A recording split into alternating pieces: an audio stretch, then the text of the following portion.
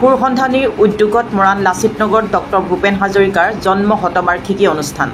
সংগীত সম্ৰাট ডক্টৰ ভূপেন হাজৰিকাৰ জন্ম শতবাৰ্ষিকী উপলক্ষে আজি সন্ধিয়া সুৰসন্ধানীৰ সভাপতি প্ৰফুল্ল গগৈয়ে ডক্টৰ হাজৰিকাৰ ফটোৰ সন্মুখত ধূপ দীপ জ্বলাই শ্ৰদ্ধাঞ্জলি অৰ্পণ কৰে।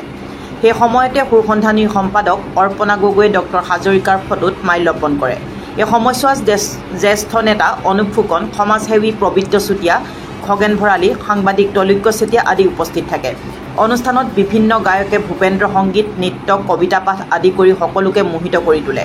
অনুষ্ঠানত স্থানীয় মহিলা আৰু স্থানীয় গণ্যমান্য লোক উপস্থিত থাকে। আমি আমাৰ সুৰসন্ধানীৰ সৌজন্যত আমি প্ৰয়াত গোলাঘাট ডক্টৰ ভূপেন হাজৰিকাৰ 100 বছৰীয়া আমি জন্মজয়ন্তী পালন কৰিবলৈ লৈছোঁ। যদিও তেওঁৰ 99 বছৰ হয়, কিন্তু আমি অহা বছৰ আৰু 3 দিনৰ পিছত তেখেতৰ 100 বছৰ পূৰ্ণ হ'ব। আমাৰ ইয়াত এই সুৰসন্ধানী আমাৰ হোৱা আজি প্ৰায় 5 বছৰ হৈ গ'ল। আমি য'তে ত'তে অনুষ্ঠান কৰি আছোঁ আৰু আমাৰ এই অনুষ্ঠানৰ লগত আমাৰ যিসকল ব্যক্তি আছে সকলোৰে বয়স 60ৰ ওপৰে আছে। আমি এই ক্ষেত্ৰত আমি সংগীতৰ লগত প্ৰায় সকলো জড়িত। আজি আমি তেখেতৰ এই অনুষ্ঠানটো আমি ইয়াত কৰিছোঁ, তেখেতক শ্ৰদ্ধা জনাইছোঁ।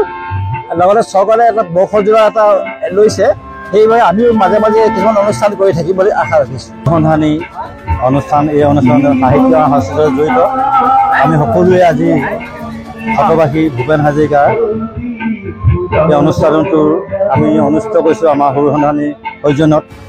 সকলো মানুহে সহযোগিতা আগবঢ়াইছে আৰু এই অনুষ্ঠানৰ জৰিয়তে আমি উঠি অহা নৱপ্ৰজন্মক আগুৱাই নিয়াৰ এটা প্ৰচেষ্টা আছে। গতিকে আমি অনুষ্ঠানটো সদায় আমি এনেধৰণে পাতিম বুলি মনস্থ কৰিছোঁ। আগলৈকে সকলোৱে সহযোগিতা পাম বুলি আশা কৰিছোঁ।